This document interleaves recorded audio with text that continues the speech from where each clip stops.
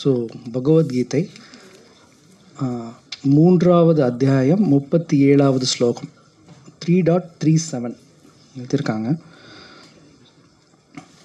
ஸ்ரீ பகவான் உவாச்ச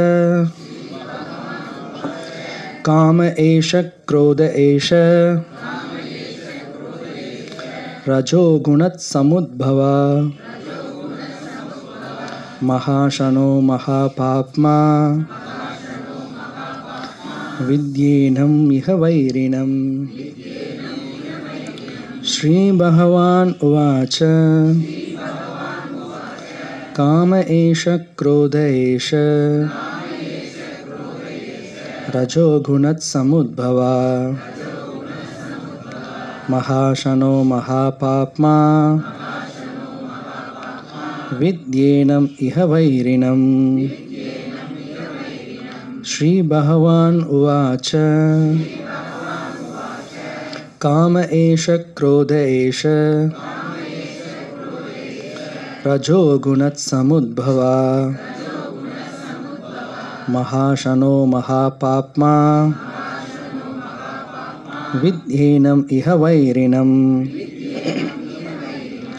ஸ்ரீ பகவான் உவாச்ச புருஷோத்தமரான முழுமுதற் கடவுள் கூறினார், காம காமம், ஏஷ இந்த, குரோத கோபம், ஏஷ இந்த, ரஜோகுண ரஜோகுணம், சமுத்பவா பிறக்கும், மகாஷன எல்லாவற்றையும் அளிக்கும், மகாபாப்மா மகாபாவம், வித்தி அறிவாய், ஏனம் இது, இஹ பௌதீக உலகில், வைரினம் மாபெரும் எதிரி. புருஷோத்தமரான முழுமுதற் கடவுள் கூறினார், அர்ஜுனா, காமமே இதற்கு காரணம்.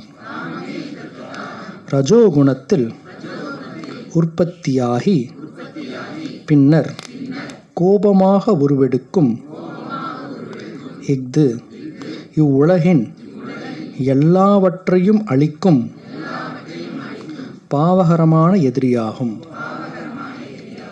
பொருளுரை வழங்கியவர் ஆசா பக்திவேதாந்த சுவாமி ஸ்ரீல பிரபுபாதிக்கு. ஜடப்படைப்புடன் உயிர்வாழி தொடர்பு கொள்ளும் போது ரஜோகுணத்தின் சம்பந்தத்தால் கிருஷ்ணரின் மீதான அவனது நித்திய அன்பு காமமாக திரிபடைகிறது. வேறு விதமாக கூறினால், புளிப்புடன் சேர்ந்த பால் தயிராக திரிவது போல இறைவனின் மீதான அன்பு காமமாக திரிந்து விடுகிறது. காமம் திருப்தி அடையாத போது கோபமாக மாறுகிறது. கோபம் அறியாமையாக மாறுகிறது. அறியாமையினால் பௌதீக வாழ்க்கை தொடர்கிறது. எனவே ஜீவனின் மாபெரும் எதிரி காமமே ஆகும். மேலும் காமமே தூய்மையான ஆத்மாவை ஜட உலகில் சிக்குண்டு உழல வைக்கின்றது. தமோ குணத்தின் வெளித்தோற்றமே கோபம். இத்தகைய குணங்கள் கோபத்தை போன்ற இதர செயல்களின் மூலம் வெளிப்படுகின்றன. ஒழுக்கமான வாழ்க்கை மற்றும் செயல்களின் மூலம் ரஜோகுணமானது தமோ குணத்திற்கு இழிந்து விடாமல் சத்துவகுணத்திற்கு உயர்த்தப்பட வேண்டும்.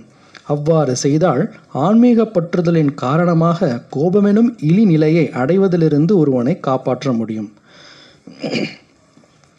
என்றும் அதிகரித்து கொண்டிருக்கும் தனது ஆன்மீக ஆனந்தத்திற்காக பரமபுருஷ பகவான் தன்னை பல்வேறு ரூபங்களில் வியாபித்துள்ளார். ஜீவன்கள் அந்த ஆன்மீக ஆனந்தத்தின் அம்சங்கள்.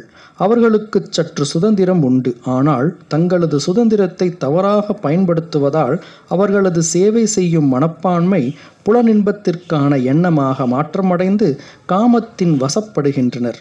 கட்டுண்ட ஆத்மாக்கள் தங்களது இத்தகு காம எண்ணங்களை பூர்த்தி செய்து கொள்வதற்காக அத்தகு காமவயப்பட்ட செயல்களை நீண்ட காலமாக செய்து முழுமையாக குழம்பி இருக்கும் போது தங்களது உண்மை நிலையை பற்றி வினவி அறிந்து கொள்வதற்கும் வசதி செய்வதற்காக இந்த ஜட உலகம் கடவுளால் படைக்கப்பட்டுள்ளது.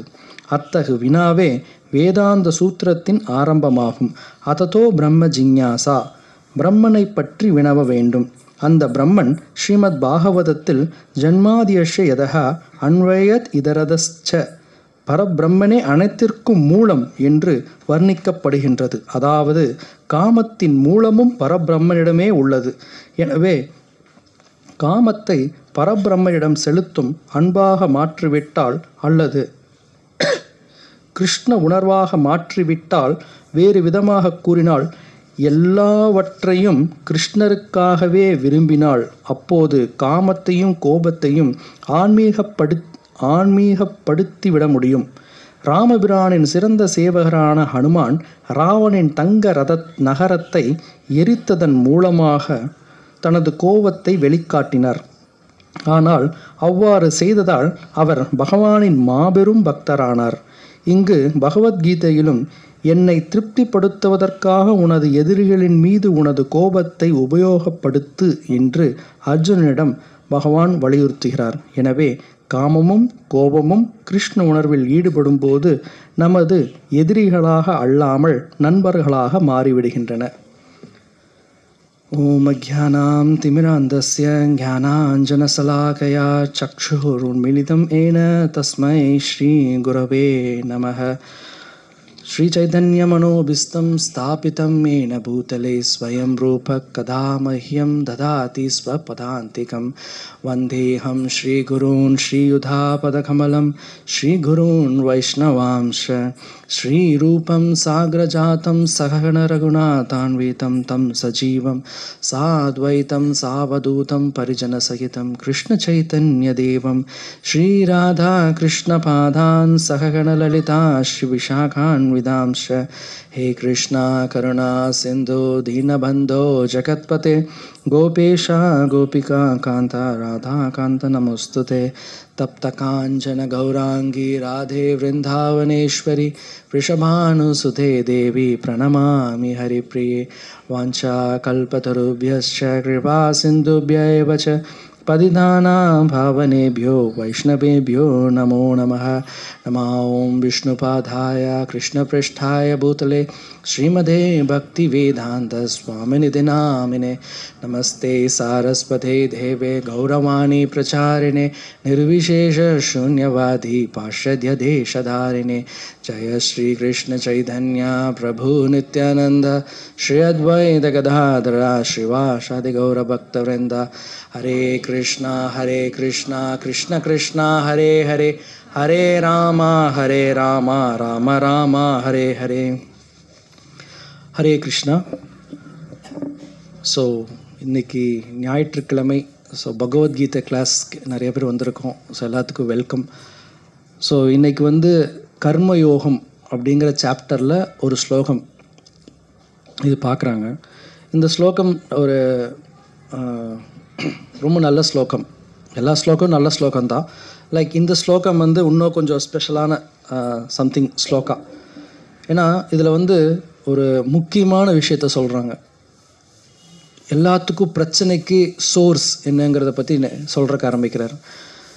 ஸோ இனிஷியலாக நாங்கள் கிருஷ்ணா கான்ஷியஸ்னஸ் இந்த மாதிரி பக்தி அப்படிங்கிறத ஆரம்பித்து ஒரு குரூப் ஆஃப் பசங்களோடு சேர்ந்து ப்ராக்டிஸ் பண்ணிகிட்டு இருந்தோம். அப்போ என்ன ஒரு டெய்லி ரொட்டீன்னா, ஒரு நாளைக்கு ஒரு ஸ்லோகம் படிக்கணும் அப்படின்னு சொல்லிட்டு வச்சுட்டு டெய்லி நாங்கள் ஒவ்வொரு ஸ்லோகம் ஒரு 10 to 15 நிமிஷம் ஒரு நாளைக்கு ஒரு ஸ்லோகம் அப்படின்னு சொல்லிட்டு ஒரு ஃப்ரெண்ட்ஸ் எல்லாம் சேர்ந்து படிச்சுட்டு இருந்தாங்க. மொதல் நாள் 2வது ஸ்லோகம் படிக்கணும்னு தூண்டினது இதுக்கு முன்னாடி ஸ்லோகம். இதுக்கு முன்னாடி ஸ்லோகம் அடுத்த ஸ்லோகம் என்ன அப்படிங்கிற ஒரு எண்ணத்தை தூண்டினச்சு. இதுக்கு முன்னாடி ஸ்லோகம் என்னன்னு தெரிஞ்சுக்கணும்னு ஆசையாக இருக்கா? அர்ஜுனன் கூறினான், விருஷ்ணி குலத்தவரே, விருப்பமில்லாவிட்டாலும் பலவந்தமாக ஈடுபடுத்துவது போல ஒருவன் பாவ காரியங்களை செய்ய எதனால் தூண்டப்படுகின்றான்? சொல்லுங்க.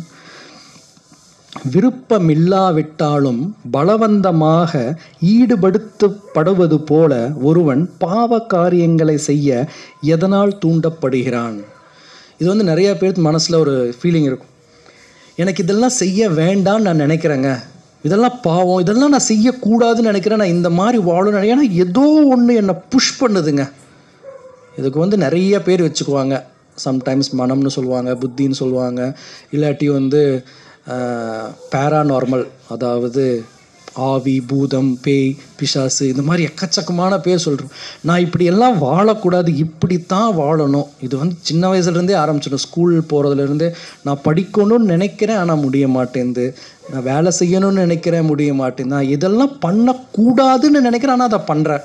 டிவி பார்க்கக்கூடாதுன்னு நினைக்கிறேன், இதெல்லாம் செய்யக்கூடாதுன்னு நினைக்கிறேன், ஆனால் ஏதோ ஒன்று புஷ் பண்ணுதுங்க என்னைய. எனக்கு விருப்பமே இல்லை இதெல்லாம் செய்கிறதுக்கு. செஞ்சு முடித்ததுக்கப்புறம் நான் சொல்லுவேன், எனக்கு இதில் விருப்பமே இல்லை, இருந்தாலும் ஏதோ ஒன்று என்னை தூண்டுது அப்படின்னு சொல்லிட்டு அர்ஜுனன் கேட்குறார், ஏதோ ஒன்று என்னை புஷ் பண்ணுதுன்ட்டு. அதனால தான் அடுத்த ஸ்லோகம் நம்ம முன்னாடியே படிச்சிட்டோம். ஸோ அந்த ஸ்லோகம் என்ன சொல்கிறாருன்னா, பகவான் அது ஒன்றும் இல்லை அர்ஜுனா, அது பேர் தான் காமம் அப்படின்னு சொல்லிட்டு ரொம்ப சிம்பிளாக சொல்கிறார். ஸோ அப்போ அது பார்க்கும்போது நமக்கு ஒரு ஷேக் ஆகும், ஓ என்னது இது அப்படின்னு சொல்லும்போது காமம். ஏன்னா சம்டைம்ஸ் நம்ம தமிழ்நாடு இந்த மாதிரி சவுத் இந்தியாவில் இந்த புத்தரோட ஃபிலாசபியில் நிறையா பக்கம் இங்கே சொல்லிருக்கும்போது ஆசைப்படாதே அப்படின்னு சொல்லிட்டு இருப்பாங்க. அதுக்கப்புறம் புது காலங்கள் மாறும்போது இன்னொரு குரூப் வந்து அத்தனைக்கும் ஆசைப்படுன்னுலாம் சொல்லி எங்கெங்கேயோ போயிட்டுருக்காங்க. ஸோ இப்போது ஆசைகள் அப்படின்னு சொல்கிறது இது வந்து தப்பாக இன்டர்பிரேட் பண்ணியிருக்காங்க. இங்கே சொன்னது ஆசை இல்லை, காமம். அதுதான் சொல்கிறாங்க. காமம் வேறு, ஆசை வேறு. பட் காமம் ஆசைகள் தான் நான் அனுபவிக்கணும் அப்படிங்கிற ஆசை தான். நான் இந்த தான் அனுபவிக்கணுங்கிறது தான் காமம். இதை பற்றி நிறைய இடத்துல திருப்பியும் கிருஷ்ணர் சொல்கிறாரு. இது வந்து நம்ம 3rd சாப்டரில் பார்க்குறோம். 2nd சாப்டரில் இதோட சயின்ஸ் அழகாக சொல்லுவார். காமம்னா என்ன ஒரு ஸ்லோகம் இருக்கும், 2.62 and 63, 2 ஸ்லோகங்கள். இந்த 2 ஸ்லோகங்கள் வந்து ரொம்ப அழகாக சயின்ஸ்னால் என்ன, காஸ் அண்ட் எஃபெக்ட். இதனால இது நடக்குது, இதனால இது நடக்குது, இதனால இது நடக்குதுன்னு காரண காரியங்கள் இப்படி சொன்னால் தான் சயின்ஸ்னு சொல்லுவாங்க. அப்போ இந்த ஸ்லோகம் எப்படி ஆரம்பிக்கும்னா, தியாயத்தோ விஷயோத் பும்சாக, தியாயத்தோ விஷயான விஷயங்கள், தியாயத்தோ அப்படின்னா தியானம் அப்படின்னு சொல்கிறோம் பார்த்தீங்களா, சிந்திக்கிறது, ஒரு விஷயத்தை பற்றி சிந்திச்சுட்டே இருக்கிறது. ஒரு எக்ஸாம்பிள் எடுத்துக்கலாம். ஏன்னா இது வந்து ப்ராக்டிக்கலாக நம்ம சில விஷயங்கள் படிக்கும்போது தான் புரியும். உங்களுக்கு தகுந்த மாதிரி ஒரு எக்ஸாம்பிள் எடுத்துக்கோங்க. நான் ஒரு எக்ஸாம்பிள் என்ன சொல்கிறேன்னா, ஒரு இளைஞர், ஒரு யங்ஸ்டர் இருக்கார், அவருக்கு ஒரு பைக் அப்படின்னு ஒரு விஷயம் வச்சுக்கலாம். இல்லை அந்த பைக்குக்கு பதில் ஒரு வீடாக இருக்கலாம், ஒரு தங்கமாக இருக்கலாம். உங்களுக்கு ஏதோ ஒரு விஷயம் பிடிச்சதை நீங்கள் உங்கள் மனசில் வச்சுக்கலாம். ஓகே, இதை வச்சுட்டு இந்த பகவத்கீதை ஸ்லோகத்தோட ஒருமைப்படுத்தி நம்ம இதை பார்க்கலாம். அப்போ தான் புரியும். தியாயத்தோ விஷயான் பும்சக, கிருஷ்ணரை எடுத்துக்காதீங்க சரியா. கிருஷ்ணர் இல்லாமல் பௌதீகமான ஒரு விஷயத்தை நம்ம எடுத்துக்கணும். ஒரு பைக்கு நான் வச்சுட்டு என்னோடய ஃபுல்லாக எக்ஸ்ப்ளனேஷன் சொல்கிறேன், நீங்கள் வேறு ஏதாச்சும் வச்சுக்கோங்க. இப்போ பைக் அப்படிங்கிறது ஒரு விஷய, மெட்டீரியலான ஒரு ஆப்ஜெக்ட், சென்ஸ், என்னுடைய புலன்களுக்கு திருப்தி, புலன்களுக்கு சந்தோஷம் கொடுக்கக்கூடிய ஒரு புலனின்ப பொருள் பைக்குன்னு வச்சுக்கலாம், இல்லை கார். இதை ஃபஸ்ட் நான் இதை எடுத்துட்டேன், சென்ஸ் ஆப்ஜெக்ட். இந்த பொருள் வந்த உடனே தியாயத்தோ அப்படின்னா அதை பற்றி நான் சிந்திச்சுட்டே இருக்கேன். நான் இப்போ காரில் வெளியே போகும்போது இந்த பைக்கை பார்க்கும்போது, ஓ இந்த பைக் தான் நான் வாங்கணும்னு நினச்சேன், இந்த பைக் தான் புதுசாக வந்திருக்கு, இதுதான் அப்படின்னு உங்களோட சிந்தனையில் அந்த பைக்கை பற்றியே யோசிச்சுட்ருக்கோம். ஓகே, ஸோ சிந்தனைக்குள்ளே ஒரு பொருள் வந்துருச்சுன்னா, தியாயத்தோ விஷயான் பும்சா சங்கத்தே சுபஜாயத்தே. அப்போது அந்த பைக்கை பற்றி நீங்கள் சிந்திச்சுட்டே இருக்கிற நாட்டிக்கு அடுத்தது என்ன வரும்னா பற்று வரும். அந்த பைக் போனால் இந்த பைக் தான் நான் வாங்கணும்னு நினச்சேன், இந்த என்னோட பைக், இது மாதிரி தான் நான் வாங்கணும்னு நினச்சேன் அப்படின்னு அந்த பைக் மட்டும், அந்த கார் மட்டும், அந்த பொருள் மட்டும் உங்களுக்கு ஒரு பற்று அது மேலே டெவலப் ஆகி தனியாக தெரியும். ஓகே, ஸோ தியாயத்தோ விஷயான் பும்சா சங்கத்தே சுபஜாயத்தே. சங்கம் ஒரு பற்று, சங்கம் வந்துடுச்சு அப்படின்னா அடுத்தது என்ன வரும், சங்கத் சஞ்சாயத்தே காமா. இந்த ஒரு பொருள், இந்த பைக் புதுசாக இருக்கிறது அது வந்துடுச்சு அப்படின்னா பற்று வந்ததுக்கப்புறம் என்ன ஆகும்னா காமம்னா இந்த பைக்கை நான் வாங்கணும் அப்படிங்கிற ஒரு எண்ணம். காமம்னா நான் அனுபவிக்க வேண்டும் அப்படின்னு நினச்சா அதுதான் காமம். ஸோ இந்த மாதிரி ஒரு பைக்கோ காரோ வீடோ இது எனக்கு சொந்தமாகணும் அப்படின்னு நினைப்பாங்க. அதாவது இதிலிருந்து வந்துச்சு பற்று, சங்கத் சஞ்சாயத்தே காமா. ஸோ காமா வந்துடுச்சு, இது என்னுடையது ஆகணும்னு சொல்லிட்டு. சம்டைம்ஸ் சின்ன பசங்களாக இருந்தாலும் சரி இதாலும் சொல்லி அவங்க போய் வீட்டில் கேட்பாங்க, எனக்கு இந்த மாதிரி பைக் வாங்கி தாங்க, 2 லட்ச ரூபா அப்படின்னா வாங்கி தருவாங்களா? மாட்டாங்க. ஈவன் நமக்கும் ஒரு ஆசை இருக்கும், இந்த மாதிரி ஒரு வீடு வாங்கணும், இந்த மாதிரி ஒரு வேலை வாங்கணும், இந்த மாதிரி எனக்கு காசு வேணும். நம்ம கேட்டால் கிடைக்காது. அப்போது நம்மளுடைய காமம் திருப்தி அடையாவிட்டால் காம குரோதோ அபிஜாயத்தை.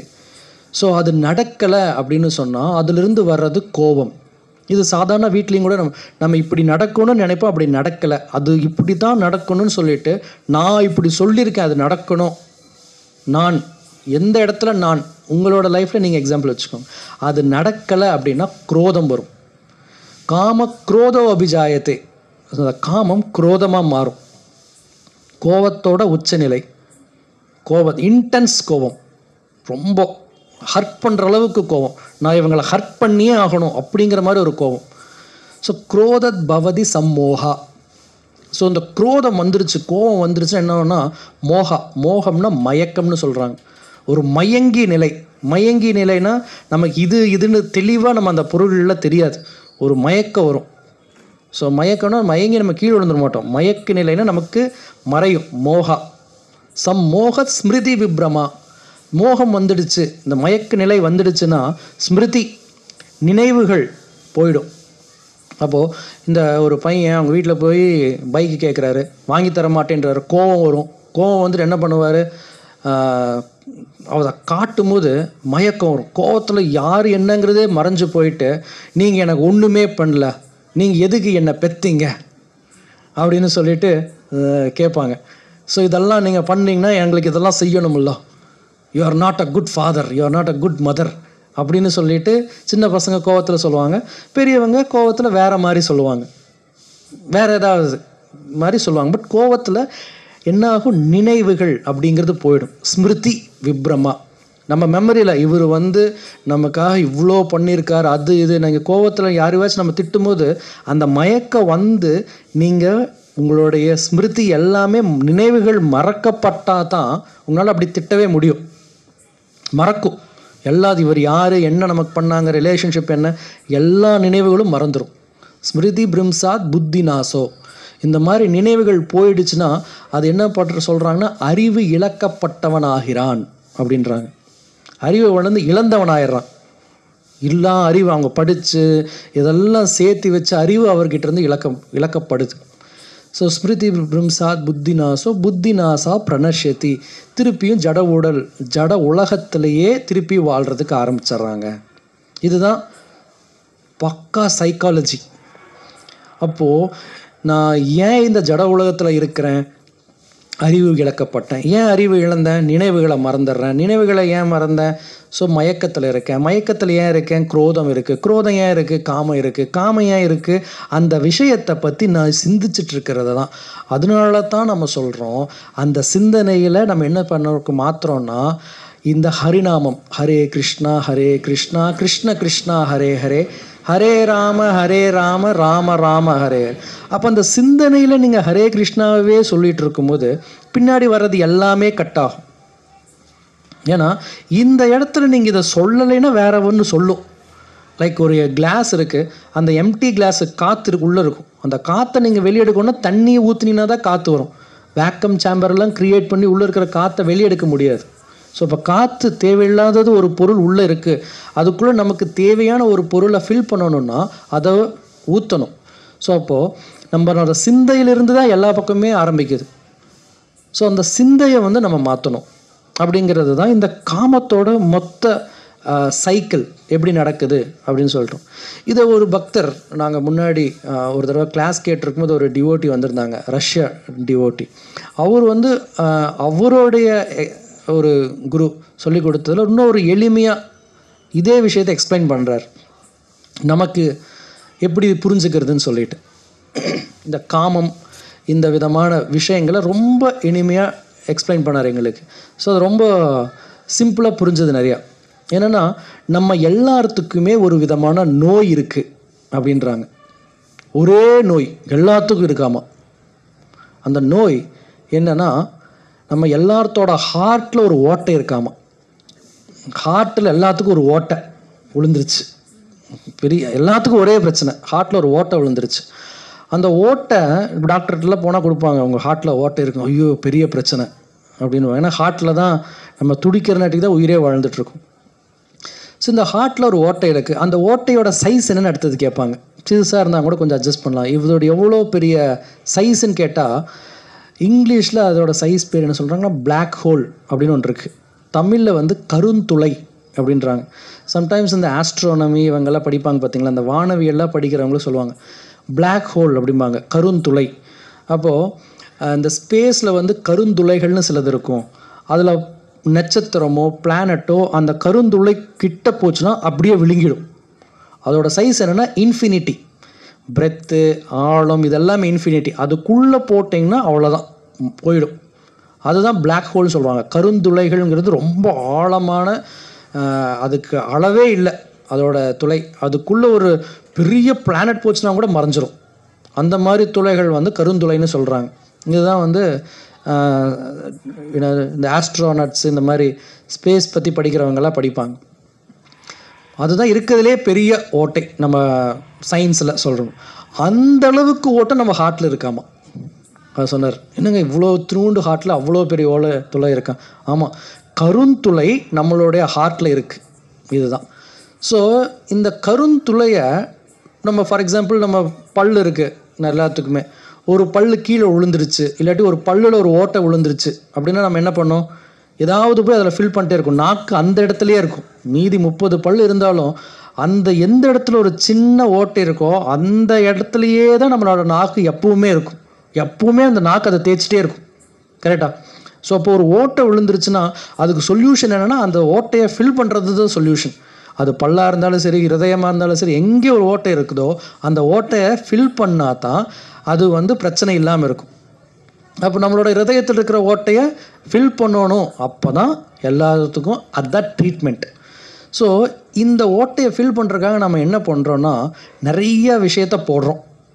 ஃபார் எக்ஸாம்பிள், புது மொபைல் ஃபோன் வாங்கினா நான் சந்தோஷமாயிடுவேன், ஓட்டை அடைஞ்சிரும் அப்படின்னு போடுவோம்.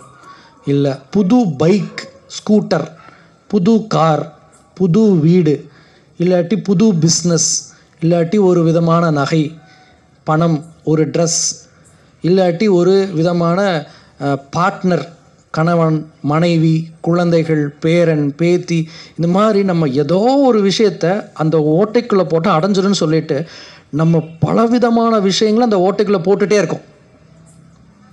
ஆனால் அந்த ஓட்டை அடையவே மாட்டேங்குது. ஏன்னா அதோட சைஸ் என்ன, பிளாக் ஹோல், கருந்துளை. அப்படின்னா அவ்வளோ பெரிய ஆழ்துளை கிணறுகள் நம்ம கேட்டிருப்போம். அதுவே அவ்வளோ ஆழமாக இருக்குது. கருந்துளைன்னு யோசிச்சு பாருங்கள், யோசிக்கவே முடியாத அளவுக்கு இருக்குது. அப்போ அவ்வளோ பிரம்மாண்டமான ஓட்டைக்குள்ளே நம்ம இந்த மாதிரி போட்டுகிட்டே இருக்க அதுக்குள்ளே போடுற இடமே தெரியாமல் போயிட்டே இருக்குது. அதனால தான் ஒவ்வொன்றும் இது நம்மளை திருப்திப்படுத்தும்னு சொல்லி போட்டதுக்கப்புறம் அது அந்த ஓட்டைக்குள்ளே நமக்கு இருக்காது.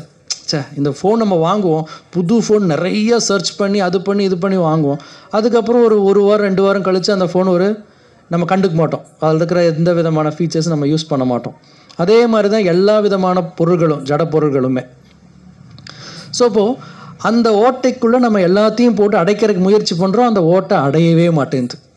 ஸோ அப்போ ஓட்டை அடைக்கணுன்னா என்ன காரணம் தெரிஞ்சுக்கணும். அந்த ஓட்டை எதனால் வந்ததுன்ட்டு. அந்த ஓட்டையிலிருந்து ஒன்றை எடுத்தோம்.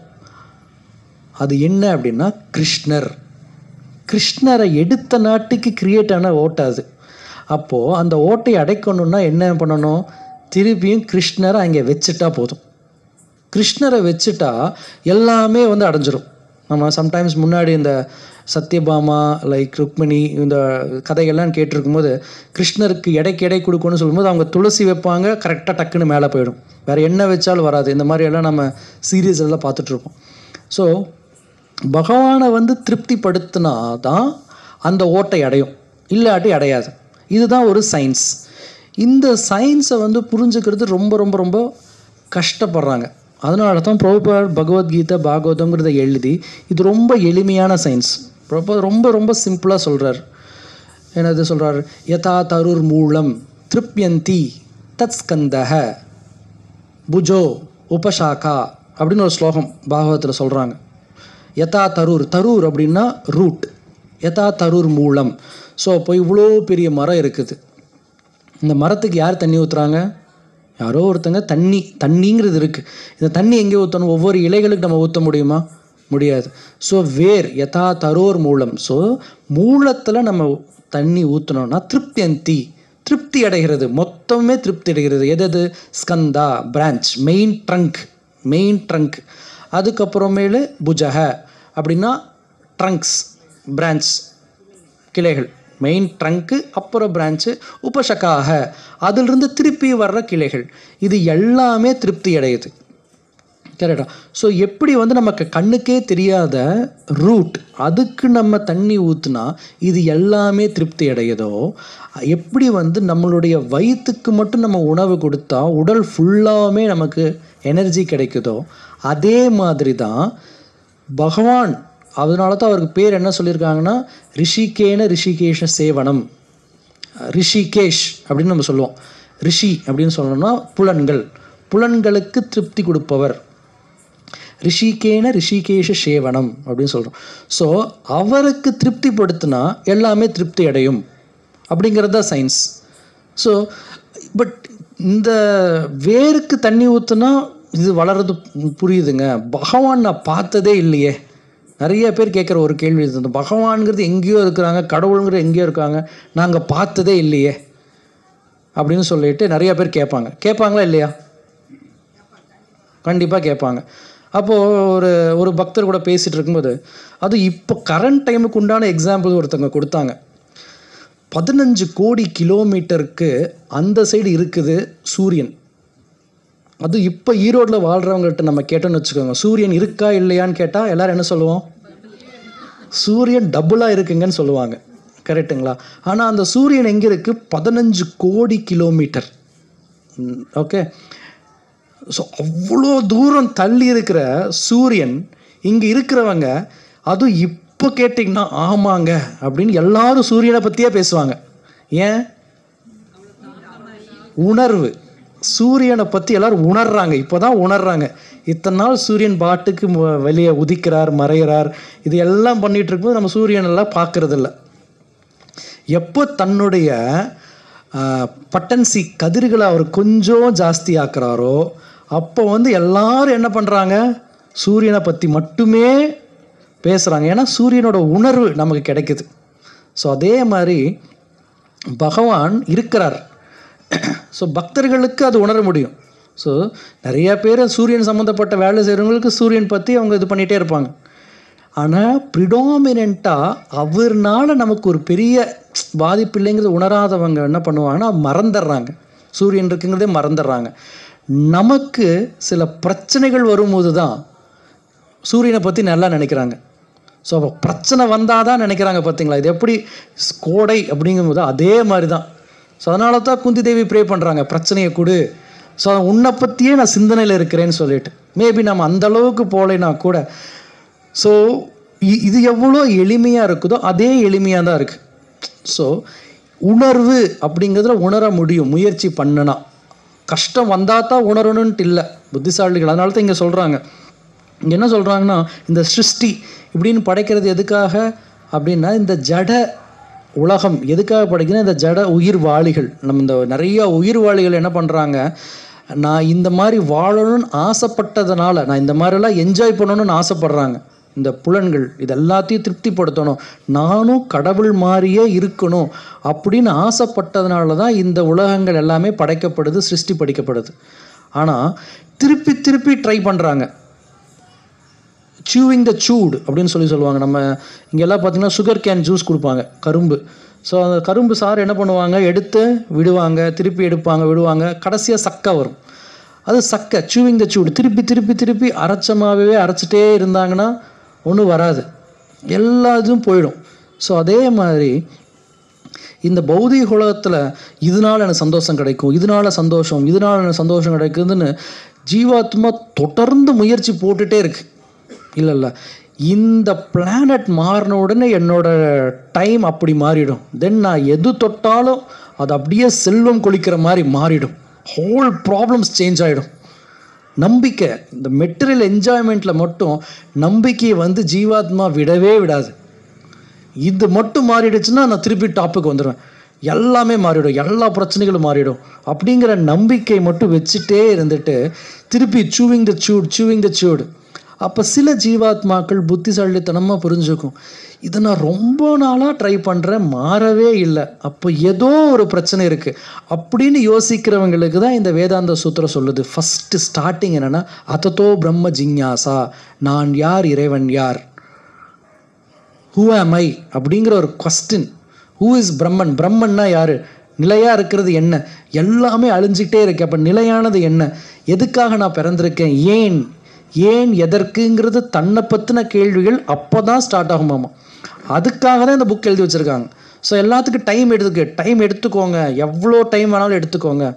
ஸோ சம்டைம்ஸ் நம்ம இங்கே தமிழ்நாட்டில் சொல்லுவோம், வைகுண்டம் புகுவது மண்ணோர் விதியே அப்படிங்கிற மாதிரி, ஒரு நாள் நீங்கள் வந்தே தான் ஆகணும். எவ்வளோ வேணாலும் நீங்கள் ரிலீஸ் ஆகலையா, அப்போ உங்கள் ஜெயிலுக்குள்ளே ட்ரை பண்ணுங்கள், ஒரு நாள் நீங்கள் ரிலீஸ் ஆகணும். ஏன்னா உள்ளுக்குள்ளே நீங்கள் என்ஜாய் பண்ண முடியவே முடியாது. இது வந்து பார்ட் அண்ட் பார்சல்ஸ், பிரிஞ்சு வந்த துகள்கள் மாதிரி. இது வந்து ஒரு விரல் நம்ம கையிலிருந்து போயிட்டு தனியாக அதை என்ஜாய் பண்ண முடியாது. இலை ஒன்று தனியாக வந்துடுச்சுன்னா அது திருப்பியும் அதுக்கு புஷ்டி நரிஷ்மெண்ட் கிடைக்கவே கிடைக்காது. அது தனியாக உட்காந்துட்டு நரிஷ்மெண்ட் கிடைக்கணும்னு ட்ரை பண்ணிகிட்டு இருக்கலாம், ஆனால் கிடைக்காது. ஸோ அதே மாதிரி தான் தனியாக பிரிஞ்சு வந்ததுக்கப்புறம் எவ்வளோ முயற்சி பண்ணாலும் கிடைக்காது. இந்த மாதிரி முயற்சி பண்ணி பண்ணி பண்ணி பண்ணி இது முடியாது, என்னால் தனித்து சந்தோஷமாக இருக்க முடியாது அப்படிங்கிற உணர்வு மூலியமாக புரிஞ்சுக்கிறவங்களுக்காக தான் இதை கொடுக்குறாங்க. பரபிரம்மனே அனைத்திற்கும் மூலம். இந்த கேள்வி கேட்ட உடனே பாகவதம் இங்கே சொல்லுது, என்னது, ஜன்மயாத் யஸ்ய யதோ அன்வயாத், ஜன்மாதி யஸ்ய யதோ அன்வயாத் இதரதஸ் அப்படின்னு சொல்கிறாங்க. இந்த ஜென்ம ஆதி, இந்த எல்லா ஜென்மத்துக்கும் ஆதி வந்து பகவான் தான் அப்படிங்கிற சயின்ஸ் அங்கே ஆரம்பிக்கிறாங்க. ஸோ அப்போ என்னென்னா, இந்த காமத்தை திருப்திப்படுத்துறதுக்கு எவ்வளோ நாளும் ட்ரை பண்ணலாம், ஆனால் பகவானை திருப்திப்படுத்தாமல் படுத்த முடியாது. அதனால தான் ஃபைனலாகவும் திருப்பி சொல்கிறாரு, காமம் கோபம் இது எல்லாத்தையுமே கிருஷ்ண உணர்வில் நம்ம ஈடுபடுத்தணும் அப்படின்னா இது எல்லாமே திருப்பியும் அன்பாக மாறிடும். இதுக்கு எக்ஸாம்பிள்ஸ், ஏன்னா அதுதான் பிரபுபாதருடைய பொருளுரைகள் ரொம்ப எளிமையாகவும் ரொம்ப நீட்டாகவும் கொடுத்துருப்பார். பாலில் எப்படி புளிப்பட்டுதுன்னா அது தயிராக மாறுதோ, அந்த மாதிரி பால் மாதிரி இருக்கிற நம்ம அன்பு இந்த பௌதீகம் அப்படிங்கிற புளி அப்படிங்கிற விஷயம் படும்போது தயிர் மாதிரி காமமாக மாறுது அப்படின்றாங்க. ஸோ இதை திருப்பியும் ரிவர்ஸ் பண்ணுறதுக்கு என்ன சொல்கிறாங்கன்னா, அந்த காமத்தை நீங்கள் திருப்பியும் பகவான் மேலே செலுத்துனீங்க, அந்த கோவத்தை பகவானோட சேவையில் ஈடுபடுத்தினீங்கன்னா அது திருப்பியும் காதலாக மாறுறதுக்கு வாய்ப்புகள் இருக்குது, அன்பாக மாறுறதுக்கு வாய்ப்புகள் இருக்குது அப்படின்னு சொல்லிட்டு எக்ஸாம்பிளும் கொடுக்குறாங்க. காமம் இப்படிங்கிறதில் லைக் நமக்கு இது பண்ணணும் அது பண்ணணும் நிறைய பண்ணணும் அப்படின்னா, எனக்கு பண்ணணுங்கிறத பகவானுக்கு பண்ணணும் அப்படின்னு நினச்சா அது வந்து தூய்மையாகுமாம். இவன் கிருஷ்ணா புக்குன்னு ஒரு புக் இருக்கும், அதில் 90 கதைகள் இருக்கும். அதில் 48வது கதை, அதில் என்ன சொல்லியிருப்பாங்கன்னா, பகவான் வந்து தன்னுடைய சேவர்கள், தன்னுடைய சர்வன்ஸ், ப்ளீஸிங் த சர்வன்ஸ் அப்படின்னு சொல்லிட்டு ஒரு கதை இருக்கும். அதில் வந்து ஒரு அழகாக இருப்பாங்க, கூனி குப்ஜா அப்படின்னு ஒருத்தங்க இருப்பாங்க. ஸோ அந்த கூனியை வந்து பகவான், அவங்க வந்து பகவான் மேலே காம பார்வையில் பார்ப்பாங்க. பட் அதையும் பகவான் ஏற்றுக்கிட்டு அவங்களுக்கு ரொம்ப அழகான பெண் மாற்றி அவங்களுக்கும் வந்து இந்த பக்தி அப்படிங்கிற ஒரு விஷயத்தை கொடுப்பார். அவங்க வீட்டுக்கே போய் பக்தி கொடுப்பார். ஸோ அவங்கள வந்து பியூராக காம எண்ணத்தோடு மட்டுமே பகவானை பார்த்தாங்க. She become a very beautiful devotee. அதே மாதிரி குரோதம், இங்கேயும் நம்ம என்ன சொல்லலாம், குரோதத்தை ஈடுபடுத்தலான்னு சொல்லியிருக்காங்க. ஹனுமன் சொல்லியிருக்காங்க, ஹனுமன் போய் அந்த நகரத்தவே எரிக்கிறார், பகவானோட சேவையில் ஈடுபடுத்துகிறார். அதனால் அவர் பெரிய டிவோட்டியாக கிடைக்கிறார். ஈவன் இந்த குரோதத்தை பகவானை நீங்கள் அழிக்கணும்னு நினச்சாங்க கூட அவங்களுக்கே கிரேட்டு. பூத்தனா கதையில் பார்த்தீங்கன்னா தெரியும், பகவானை கொலை பண்ணணும், தன்னுடைய மொத்த கோபத்தையும் பகவான்கிட்ட கொடுத்து அழிக்கணும்னு நினைக்கிறாங்க. ஸோ இதுக்கு ஒரு பாகவத்தில் ஒரு ஸ்லோகம், அஹோபகியம் ஸ்தனகால கூட்டம் அப்படின்னு சொல்லிட்டு, அதில் கடைசியாக சொல்லுவாங்க, கம்வா தயாளு சரணம் ரஜயமே. இவ்வளோ தயாளும், இந்த அளவுக்கு கருணை கொடுக்கிறவர் யாருமே இங்கே இல்லை. தன்னை கொல்ல வந்தவருக்கு வந்து என்ன பொசிஷன், தாத்ரி, நர்ஸ் அப்படின்னா மதருக்கு ஈக்குவலான பொசிஷனை வைகுண்டத்தில் கொடுக்குறார். தன்னை கொல்ல வந்ததுக்கு ஃபுல் குரோதத்தோட தன்னை கொல்ல வந்தவங்களுக்கு இவ்வளோ உயர்ந்த பதவி, அதுதான் கருணை, மர்சி. கம்வா தயாள் அப்படின்னு சொன்னால் எந்த விதமான குவாலிட்டிஸ் இல்லைன்னு கூட இல்லை, தப்பான எண்ணங்கள் இருக்குது, அவங்களுக்கு வந்து ரொம்ப ஹையஸ்ட் கொடுக்குறார். இவரை தவிர நான் வேற யார்கிட்ட சரணாகதி அடைய முடியும் அப்படின்னு சொல்கிறாங்க ஸ்லோகம். பகவானுடைய குணங்களை நம்ம கேட்க கேட்க, பக்தர்களோட குணங்கள் கேட்க கேட்க வேற ஆப்ஷனே இல்லை. இவர் தான் பகவான், இவரை தவிர இவரை விட சிறந்தவங்க வேற யாருமே இல்லைங்கிறத ஒருத்தங்க புரிஞ்சே ஆகணும். ஸோ கோபமாக இருந்தாலும் சரி, காமமாக இருந்தாலும் சரி, இது எல்லாத்தையும் பகவானோட சேவை நான் அனுபவிக்கணும் அப்படிங்கிறத விட்டுட்டு, ஸோ நான் கிருஷ்ணருக்கு இது எல்லாத்தையும் கொடுக்கணும், கிருஷ்ணருக்கு ஒரு பிரம்மாண்டமான கோயில் கட்டணும். ஒரு தடவை நடப்பாங்க, ஒரு கதை இருக்கும். பிரபுபாதர் வந்து என்ன பண்ணுவாருன்னா, லைக் 1965 போகிறார், யூஎஸ் போகிறாரு. அங்கே போய் நியூயார்க்கில் ஆரம்பிக்கிறாரு. நியூயார்க்கில் வந்து நல்ல டெம்பிள்லாம் கட்டிட்டாங்க 1966 எல்லாமே வந்து ஒரு நல்ல டெம்பிளில் ஒரு சின்ன ஸ்டோர் ஃப்ரண்ட், இதோட குட்டியாக ஒரு ஸ்டோர் ஃப்ரண்ட் ஆரம்பிக்கிறார். இதில் வந்து நிறையா பக்தர்கள் வர்றாங்க. 1966 இந்த டைமில் 66, 67 இந்த ஆரம்பத்தில் என்ன பண்ணுறாங்க, முதல்ல ஒரு 19 பக்தர்களை வந்து சீடர்களாக எடுத்துக்கிறாங்க. அதில் ஒரு பக்தர் முகுந்த தாசர் அப்படிங்கிறவர் வந்து சான் ஃப்ரான்சிஸ்கோ போகிறார் நியூயார்க்லேருந்து. அங்கே போயிட்டு ஒரு சின்ன சென்டர் ஆரம்பிக்கிறார். சென்டர் ஆரம்பிச்சுட்டு பிரபுபாதர் ஒரு தந்தி அடிக்கிறார். பிரபுபாதர், நான் இங்கே ஒரு நீங்கள் எப்படி ஆரம்பிச்சிங்களோ அதே மாதிரி நீங்கள் ஒன்று ஆரம்பிச்சிருக்கேன், நீங்கள் வாங்க அப்படின்னு சொன்னால் பிரபுபாதர் உடனே கிளம்பி டக்குன்னு போகிறார். அங்கே இருக்கிற பக்தர்களாக சொல்கிறாங்க, பிரபுபாதர் நீங்கள் எங்கள் அப்பா மாதிரி, நீங்கள் நாங்கள் 2 பேரும் சேர்ந்து இங்கே எட்டர்னலாக ரொம்ப சந்தோஷமாக வாழ்ந்துட்டுருப்போம்னு நினைக்கிறேன், நீங்கள் போயிட்டீங்களே. பிரபுபாதர் சொல்கிறார், சி பற்று அப்படிங்கிறது வந்து அவர் பகவானை எப்படி திருப்திப்படுத்தணுன்ட்டே தான் பார்க்குறாரு. ஸோ அதனால் டக்குன்னு போகிறார். ஸோ எப்படி நம்மளோட பிரச்சாரம் பண்ணி இன்னும் அதை பெருசாக்கி இன்னும் பகவானுக்கு நிறையா பேர்த்த சரணாகதி அடைய வைக்கணும் அப்படிங்கிற அவருடைய எண்ணமாக இருக்குது. இன்னொரு தடவை என்ன ஆகும்னா, யூகேல போய் நல்லா பிரச்சாரம் பண்ணுறாங்க, இதெல்லாம் பண்ணுறாங்க. ஸோ யூகேலேயே யூஎஸ்லாம் கரெக்டாக தெரில, ஜஸ்ட் மிஸ்ட். ஸோ இந்த இடத்துல என்ன நடக்குதுன்னா, ஒரு பெரிய மாளிகை அது வந்து சேலுக்கு வருது. அது வந்து ரொம்ப பழமையான மாளிகை சேலுக்கு வருது. அது பிரபுபார் வாங்க போய் பார்க்கலாம் அப்படின்னு சொல்லிட்டு பிரபுபார் நியூஸ் வந்துருச்சு, போகிறாங்க பார்க்குறதுக்கு. போய் பார்க்கும்போது என்ன ஆகுதுன்னா, அது ரொம்ப அந்த ஊர்லேயே பழமையான மாளிகை. இப்போ எப்படி நம்ம ஜமீன் வீடுகள்லாம் இருக்கும் அந்த மாதிரி ஒரு பெருமையான இது. அதில் என்ன சொல்கிறாங்கன்னா, பாத்ரூமில் சில டைல்ஸ் எல்லாம் ஒட்டிருக்கிறது, நடுவில் கோல்டு ரைனிங்லாம் கொடுத்துருக்காங்களா, உண்மையான கோல்டெல்லாம் லைனிங் கொடுத்துருக்காங்களாமா. பெரிய பெரிய ரூம்கள் எல்லாமே அந்த பேலஸ் மாதிரி இருக்குது. பிரபுபாத் போய் எல்லாரும் தன்னோட டிசைபிள்ஸோடு போகிறார். நல்லா இருக்குது, இங்கே வந்து பிரம்மச்சாரிஸ் எல்லாம் வாழ்ந்துக்கோங்க, இங்கே வந்து நம்மளுடைய கீர்த்தனெல்லாம் இந்த பிளேஸில் வச்சுக்கலாம். உடனே அந்த விற்கிறவருக்கு ரொம்ப சந்தோஷம். இவங்க international society for Krishna consciousness, அதெல்லாம் நல்லா காசு நிறையா வச்சுருப்பாங்க, இவருக்கு பிடிச்சிருச்சு அப்படின்னா நம்ம ஒரே அமுத்திடலாம், நல்ல ஒரு பெரிய அமௌண்ட் சொல்லி வித்தரலாம் அப்படின்னு சொல்லிட்டு ரொம்ப சந்தோஷம். சொல்கிறேன், இங்கே பாருங்கள் இந்த வசதி இருக்குது, பாத்ரூம் பாருங்கள் இவ்வளோ இதாக இருக்குது. அப்புறம் எப்படின்னா, பின்னாடி பேக்யார்டில் வந்து ஒரு ஆறு, நம்ம இப்படி போன உடனே ஒரு ஆறு வருமாமா. அந்த ஆற்றுல நீங்கள் போனீங்கன்னா நீங்கள் எல்லா பக்கம் போகலாம், கப்பல் எல்லாம் அந்த மாதிரி நீரோடையும் இருக்குமா. அவ்வளோ பெரிய பேலஸ், அவ்வளோ பியூட்டிஃபுல்லான பேலஸ், மார்பிள்ஸு அது இதுன்னு எங்கெங்கேயோ இருந்து ஸ்டோன்ஸ் எல்லாம் கொண்டு வந்திருக்காங்க. ப்ராப்பர் ஒவ்வொன்றும் இங்கே கிச்சன் வச்சுக்கலாம், இங்கே குக் பண்ணி இப்படி கொண்டு போய் நீங்கள் டெய்ட்டிஸ்க்கு சர்வ் பண்ணலாம். அதுக்கப்புறமே இல்லை இங்கே கெஸ்ட்டெல்லாம் வந்தால் இங்கே உட்காந்து நம்ம பேசலாம், இது பண்ணலாம் அது பண்ணலாம் அப்படின்னு சொல்லிட்டு வந்துட்டே இருக்கிறார். வந்ததுக்கப்புறமேல இவருக்கு ரொம்ப விற்கிற சந்தோஷம். வந்ததுக்கப்புறம் கடைசியாக சொல்கிறார், இந்த மாதிரி நான் வந்து $1,00,000 மில்லியன் இந்த மாதிரி நான் ஒரு அமௌண்ட் சொல்கிறார், இவ்வளோ அப்படிங்கிற மாதிரி விலை சொல்கிறேன், நீங்கள் என்ன சொல்கிறீங்க? ரோபார் அவர் பார்த்து சொன்னார் ஒரே ஒரு வார்த்தை, வி ஆர் பெக்கர்ஸ், நாங்கள் பிச்சைக்காரர்கள் அப்படின்னார். அவருக்கு தூக்கி வாரி போட்டுச்சு. நமக்கு புரிஞ்சுதோ இல்லையோ, விற்கிறவருக்கு புரிஞ்சிருச்சு, மொத்தத்தையும் அவர் ஃப்ரீயாக கேட்குறாரு அப்படிங்கிறது. மொத்த பில்டிங்குமே எங்களுக்கு கொஞ்சம் தானமாக கொடுங்க அப்படின்னு பிரபுபாதர் கேட்குறார். ஸோ இதுதான் attitude to serve Krishna. The best திங்ஸை பார்த்துட்டு இப்படி நம்ம பண்ணலாம், இலவசமாக கொடுங்க, பகவானுக்கு நாங்கள் சேவை பண்ணுறோம். இவர் யோசிக்கவே இல்லை. ஸோ நம்ம காசு இவ்வளோ இல்லையே, இது இருக்கே அது இருக்கேன்ட்டு, ஏன்னா அதுதான் மெட்டீரியல் பிளாட்ஃபார்ம். பிரபுபாத் பக்கா ஸ்பிரிச்சுவல் பிளாட்ஃபார்ம் இருக்கார். அவர் அவ்வளோ ஒரு ஷாக்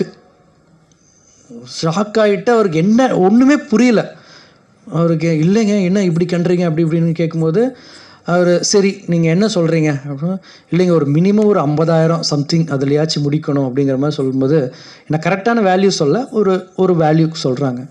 சொன்ன உடனே திரும்பி பார்க்குறாரு. இந்த சைடு பார்க்கும்போது ஃபோர்டு கம்பெனி, யூகே, இது யூரோப்பில் தான் நடக்குது. ஃபோர்டு கம்பெனியோட ஓனரோடைய ஒரு கிராண்ட் சன், ஓகேங்களா, ஆல்ஃப்ரெட் ஃபோர்டு, அவரும் பிரபுபாதரோட டிசைபிள் இவர் இருக்கிறார். உங்களால் எவ்வளோ கொடுக்க முடியும்? அவர் வந்து பாதி அமௌண்ட் என்னால் கொடுக்க முடியுங்க, அதுக்கு மேலே கொடுக்க முடியும், ஏன்னா இது அவ்வளோ பெரிய அமௌண்ட். இந்த சைடு திரும்பி பார்க்குறார். இன்னொரு மாதாஜி இருக்காங்க. அவங்க யாருன்னா அந்த யூரோப்பில் லேபர் யூனியன் தலைவரோட, பொலிட்டிக்கலி லேபர் யூனியன் இருக்காங்க, அவங்களுடைய பொண்ணு.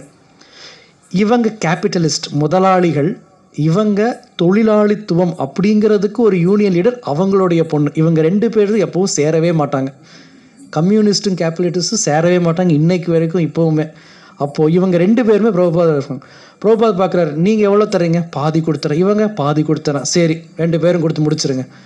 கொடுத்து டீலை அப்போவே முடிச்சிட்டாங்க. ஓகே, முடித்ததுக்கப்புறம் அவர் வித்துட்டாரு, எல்லாம் சைன் ஆகிடுச்சு. 2 வாரம் கழிச்சு திருப்பி வந்து இந்த ஃபோட்டோ அது இது, ஏன்னா அங்கே இருக்கிறது எல்லாமே விலையுயர்ந்த விஷயங்கள் எல்லாத்தையும், சில ஃபோட்டோஸ் அதெல்லாம் எடுத்துகிட்டு இருக்காரு. கேட்குறாங்க, என்னது இதெல்லாம் எடுக்கிறீங்க? இல்லைங்க, அன்னைக்கு அந்த சாமிஜி வந்தார், கேட்டார், நான் கொடுத்துட்டேன், ஆனால் நான் ரொம்ப ரொம்ப ரொம்ப லாஸுங்க, எனக்கு இதாச்சும் நான் எடுத்துகிட்டு போகிறேங்க. இல்லை எதுவுமே எடுக்க முடியாது, இது எல்லாம் இப்போது பகவானுடையது, ஒன்றும் கூட நீங்கள் எடுத்துகிட்டு போக முடியாது அப்படின்னு சொல்லிட்டு பிரபுபாத் டீலை முடிச்சிட்டார். ஸோ இப்போது இந்த காமம் நம்ம பேசுகிறோம் பார்த்தீங்களா, நம்மளுடைய காமங்களும் சிறுசாக தான் இருக்குது, சின்ன ஒரு விஷயம் இருக்குன்னுட்டு. பிரபுபாதர் இந்த ஒரு லைன் மொத்தத்தையும் பார்த்துட்டு எல்லாத்தையும் க்ளோரிஃபை பண்ணிவிட்டு வி ஆர் பெக்கர்ஸ்ன்னு சொன்னார் பார்த்தீங்களா, அதுதான். அது வந்து என்னென்னா, தன்னுடைய ஆசை இது எல்லாத்தையுமே பகவானுக்கு கொடுக்கணும்னு நினச்சும் போது இன்னும் பெருசாக நம்ம கொடுக்கணும், இது பத்தாது, ஏன்னா மொத்தமே பகவானோடது தான். பிரபுபாத் ஒரு தடவை சொல்கிறாங்க, பிரபுபாத் ஒருத்தர் சுவாமிஜி சொல்கிறாரு, எனக்கு பணமே வேணாம் அப்படின்ட்டு. பிரபுபாத் சொல்கிறார், நீங்கள் அந்த எல்லா பணத்தையும் கொண்டு வாங்க, நான் கட்டி பிடிச்சி ஒரு ஃபோட்டோ கொடுக்குறேன், நீங்கள் சொல்லுங்கள் சுவாமிஜி லைக்ஸ் அப்படின்னு. ஏன்னா பணம் வேணான்னு சொல்கிறவங்க வந்து கரெக்டான பக்தர், கரெக்டான ஆன்மீக விஷயத்தில் இல்லை. இது எல்லாமே பகவானுக்கு சொந்தமானது. இந்த மொத்த உலகத்தில் இருக்கிற வெல்த்தையும் எங்கிட்ட கொடுத்தா எப்படி அதை பக்தியில் ஈடுபடுத்துறங்கிற சயின்ஸ் எனக்கு தெரியும். எல்லாமே பகவானுடைய புகழுக்கு ஈடுபடுத்தணும். இல்லாட்டி ஒவ்வொருத்தருமே என்ன சொல்லுவாங்க, என்னுடைய பேர் சொல்லி, என்னுடைய கட்சிகள் பேரோ என்னுடைய குடும்பங்கள் பேரோ அது பேர் சொல்லி எல்லா புகழும் எங்களுக்கு வேணும், நாங்கள் தான் இதெல்லாம் செய்கிறோம் அப்படிங்கிறத சொல்லுவாங்க. பிரபுபாதர் அவங்க எல்லாம் ரொம்ப கடுமையாக சொல்கிறாங்க. ராஸ்கல் அப்படிங்கிற மாதிரி சொல்லுவார் நிறைய இடத்துல. உங்ககிட்ட என்ன வந்துச்சு? இது எல்லாமே இறைவனால் படைக்கப்படுறது, இதை எடுத்து நீங்கள் கொடுக்குற நாட்டுக்கு எல்லா புகழையும் நீங்கள் எடுத்துக்கிறது எப்படி சரிப்பட்டு வரும்? அது சரி இருக்க முடியாது, அது கம்ப்ளீட்டாக தப்பானது. ஸோ நம்ம எல்லா புகழும் இறைவனுக்கே நம்ம சொல்லிருப்போம். அது மாதிரி the full glory should be given to Krishna அப்படிங்கிறத பிரபுபாதர் ரொம்ப ஸ்திரமாக ஆணித்தனமாக சொல்கிறார். ஸோ இதிலிருந்து என்ன புரிஞ்சுக்கலான்னா, நம்ம காமம் குரோதம் இதனால தான் எல்லாருமே வந்து சஃபர் ஆகிட்டுருக்காங்க. ஸோ இந்த காமத்திலிருந்து தான் குரோதமும் வருது. அப்போ இந்த காமம் அப்படிங்கிறத மெயினாக கிருஷ்ண உணர்வில் ஈடுபடுத்தணும். எல்லாத்தையும் நான் கொண்டு வந்து கிருஷ்ணருக்காக அர்ப்பணிக்கணும் அப்படின்னு நினச்சாதான் அது வந்து திருப்பியும் தூய அன்பாக மாறுறதுக்கு வாய்ப்பு இருக்கும் அப்படிங்கிறது இந்த ஸ்லோகத்தில் சிம்பிளாக சொல்லியிருக்காங்க. ஸோ இதோடு நம்ம நிறுத்திக்கலாம். ஹரே கிருஷ்ணா. ஸோ ஏதாவது குவஸ்டின்ஸ், கேள்விகள், பதில்கள், சந்தேகம்?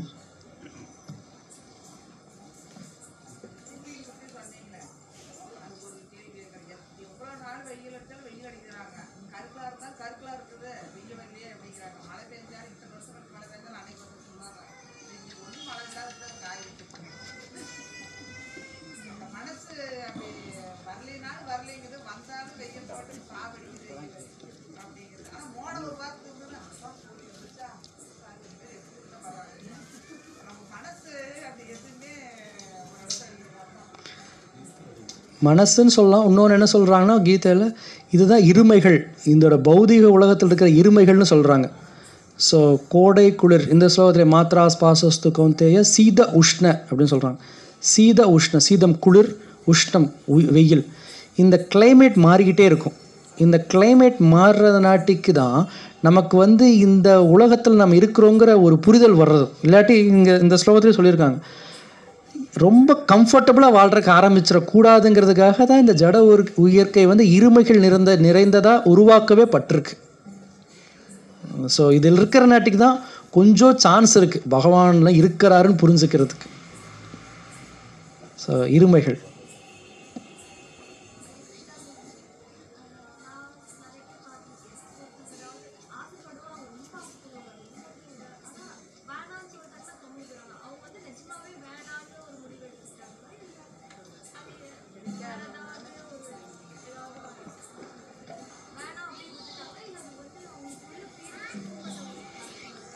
சின்ன வயசில் இந்த எல்கேஜி யூகேஜி ஸ்டூடெண்ட்ஸ்க்குலாம் குழந்தைகளை சொல்லி தருவாங்க. தேர் வாஸ் அ ஃபாக்ஸ் அப்படின்னு சொல்லிட்டு, ஒரு நரி வந்தது, திராட்சை தோட்டத்தில் போனது, எட்டி எட்டி பறிக்க முயற்சி பண்ணது, கிடைக்கல, அதனால் இந்த பழம் புளிக்கும்னு சொல்லி போயிடுச்சுன்னு சொல்லிட்டு குழந்தையிலே சொல்லி கொடுத்துருவாங்க நமக்கு.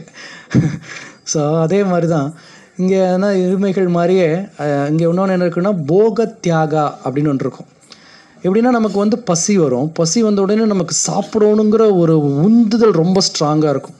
இன்னும் இவ்வளோ டைம் ஆச்சு, இன்னும் லேட் ஆகிட்டுருக்கு, சாப்பாடு கொடுக்க மாட்டேங்கன்னு கோவம் அவ்வளோ வரும். கோவம் வந்த உடனே என்ன பண்ணுவோன்னா, நம்ம சாப்பாடு கொடுத்த உடனே நம்ம நல்லா சாப்பிடுவோம். இன்னும் சாப்பிடுங்க இன்னும் ஒரு சமயம் ஜாஸ்தியாக சாப்பாடு போட்டாலும் கோவம் வரும். நான் தான் போதும்னு சொல்லிட்டேன்ல, அப்படியே திருப்பியும் போடுறீங்க. ஸோ இதுதான் வந்து போக தியாகான்னு சொல்கிறாங்க. நமக்கு போகா நல்லா சாப்பிடணுன்ட்டு இருக்கும், இந்த காமமும் அதே மாதிரி தான் குணம் இருக்கும். காமத்தை திருப்திப்படுத்தின உடனே தியாகம் வந்துடும். நமக்கு ஏதோ ஒன்று பொருள் மேலே ஆசை ரொம்ப ஸ்ட்ராங்காக காமம் இருக்கும். அந்த காமம் தீர்ந்த உடனே நமக்கு என்ன தியாகம் வந்துடும், எனக்கு இது வேணாங்க.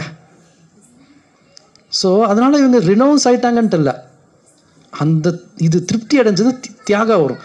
எனக்கு வேண்டான்னு சொன்னதுக்கு அப்புறமேல திருப்பி என்ன வரும், எனக்கு அது வேணும் அப்படின்னு சொல்லிட்டு அடுத்ததுக்கு போகும். இதனால தான் என்ன சொல்லுவாங்கன்னா, மனம் வந்து ஒரு குரங்கு மாதிரி அப்படின்னு சொல்லுவாங்க.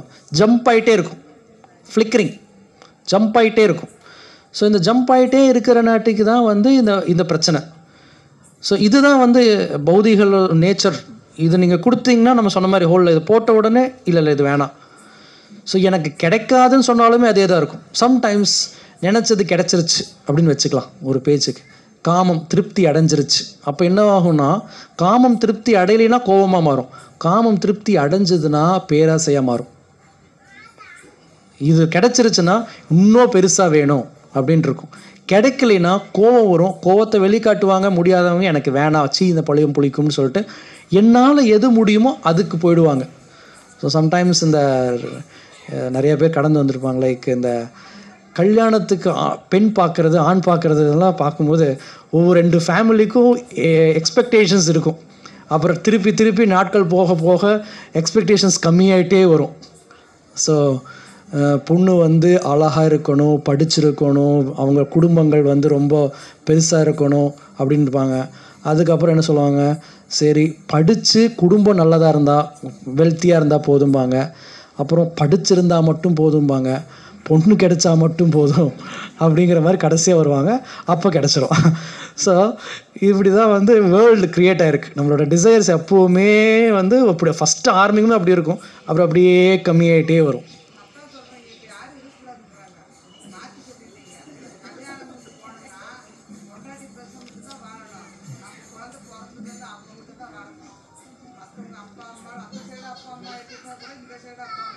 இல்லை, நான் அப்பா அம்மா சொல்லலைங்களே, 3 தான் நான் சொன்னேன். அழகு, படிப்பு, சொத்து 3 தான் நான் சொன்னேன்.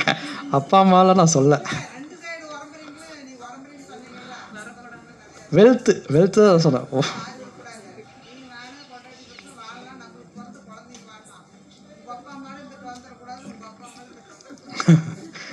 ஹரே கிருஷ்ணா. ஓகே, வேறு ஏதாவது கொஸ்டின்ஸ் யாருக்காச்சு?